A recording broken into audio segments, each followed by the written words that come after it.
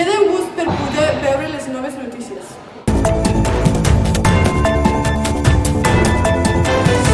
Accident d'última hora. Es tracta d'un innocent nadó en un contenidor, aquí a Barcelona.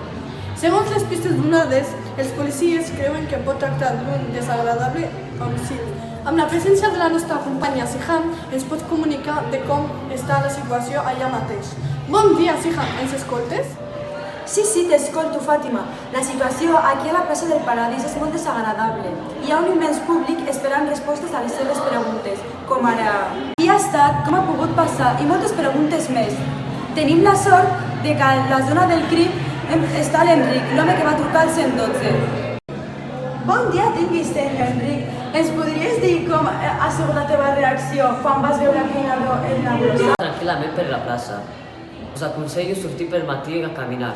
És molt bo per la salut. Una costum meva és revisar els contenidors de brossa, perquè mai pots saber-hi què hi ha dintre. Gràcies a això vaig trobar el nadó, que encara desconec el seu gènere. No vaig rumiar 2 vegades i vaig trucar al 112. No tinc a ningú en ment, però sospito d'algú. Si us plau, puc ser el primer a informar-me sobre aquest cas? Gràcies per tota aquesta informació, Enric.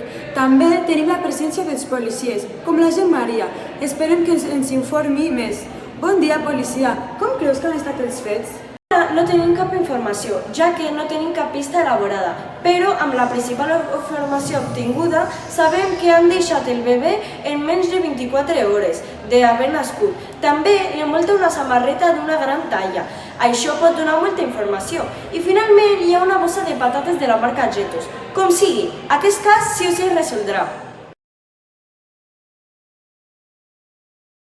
Una altra novetat d'avui és que s'ha realitzat una foto d'un grafiti fet per una noia de tercer d'ESO anomenada Diana.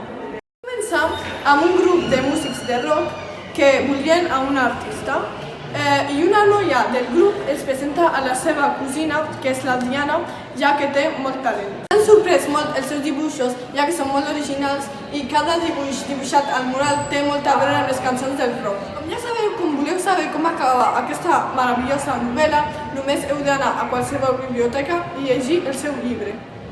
El llibre es titula La tercera